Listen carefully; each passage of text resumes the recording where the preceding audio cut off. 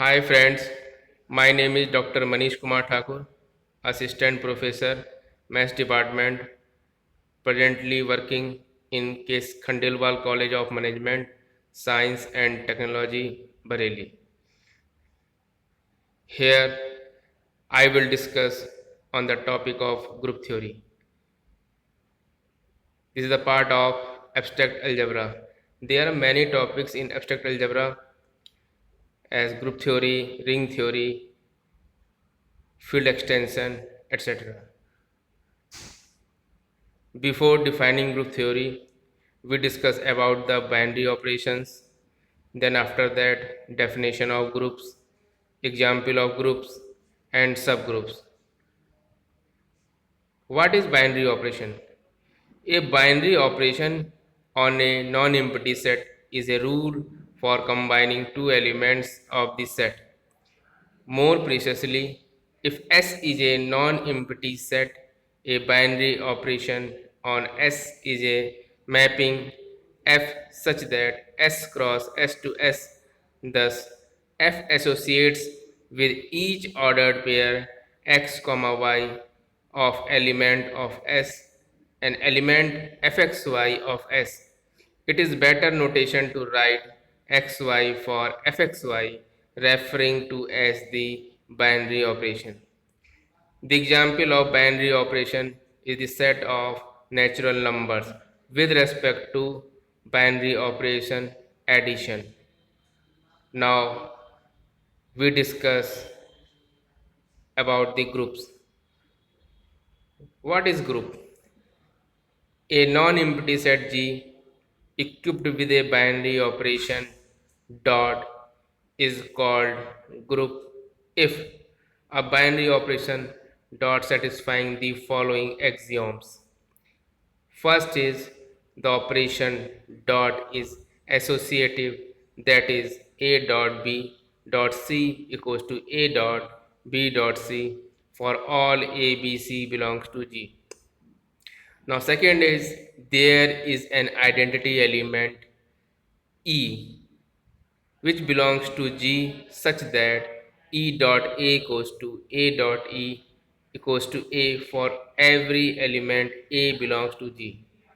Third is each element A belongs to G has an inverse element A inverse belongs to G such that A inverse dot A equals to A dot A inverse equals to E. If all these three axioms satisfy in a non-empty set G equipped with a binary operation is called a group.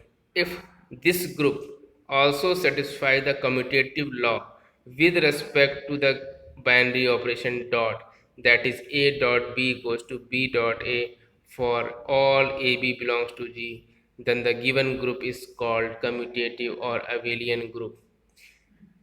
This abelian group in honor of the mathematician Niels Abel. There are many examples of the groups. Now, first example is the set of 4 fourth root of unity. It is denoted by G equals to 1 comma minus 1 comma I comma minus I. This non-empty set is an abelian group with respect to multiplication of complex number. The identity element of the given set is 1 and the inverse of each element A is the element 1 upon A. Hence, inverse of 1 is 1, inverse of minus 1 is minus 1, inverse of I is minus I, and inverse of minus I equals to I. Now, second example, the set of all rational numbers forms an abelian group under addition. It is denoted by q comma plus. The identity element of the set of rational number with respect to addition is 0 and the inverse of each element is its negative. Similarly, the set of integer and the set of real number with respect to addition are all abelian groups.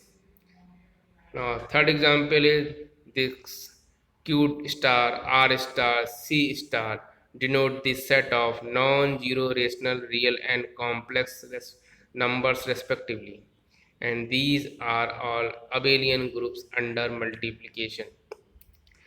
Now next we define order of group. The order of a group is its cardinality, that is, the number of elements in a group is called order of the group. If the number of elements is finite, then the group is finite, otherwise group is infinite. For the example of order of group is G equals to 1 comma minus 1 comma I comma minus I, which is the 4th root of unity, is also an abelian group with respect to multiplication, and the number of elements in the given set G is 4. Now 4 is finite, so the given group is finite, but the set of integer with respect to addition is infinite group because the number of elements in the set of integer are infinite. Now next is subgroups. The subgroup, it often happens that some subset of a group will also form a group under the same operation. Such a group is called a subgroup.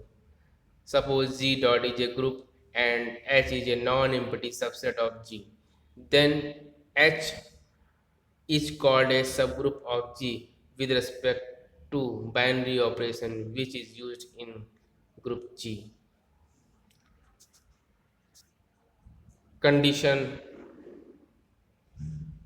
first and second are equivalent to the single condition which are given before. Now it gives third condition A dot B inverse belongs to H for all AB belongs to H. The proposition on subgroups. If we want to show that H is a subgroup of G, then we have to show only one property, is that if H is a non-empty finite subset of a group G and AB belongs to H, for all AB belongs to H, then we can say H is a subgroup of G. The example of subgroup is the set 1 comma minus 1, which is the subset of 4th root of unity, forms a subgroup because this subset is closed under multiplication. Cyclic group. If G is a group and A be any element belongs to G, write in the form of a raised to the power n such that n belongs to Z. It is easy to see that A is a subgroup of G. This cyclic group is called a cyclic subgroup of G generated by A. A group G is called cyclic if there is some A belongs to G with G equals to A. In this case, A is called a generator of G. Now proposition on the cyclic groups: if G is a cyclic group of order n, then A raised to the power k is generator of G if and only if GCD of k comma n is 1. Now we have to find the number of generator of a cyclic group of order n. We have to use a Euler-Phi function formula. It is denoted by phi n. Now next is normal subgroup. A subgroup H of a group G is called normal subgroup of G if G inverse H G belongs to H for all G belongs to G and H belongs to H. If H is a subgroup of G, the number of distinct right coset of H in G is called the index of H in G, and it is written by G oblique H. The following is a direct consequences of the proof of Lagrange's theorem.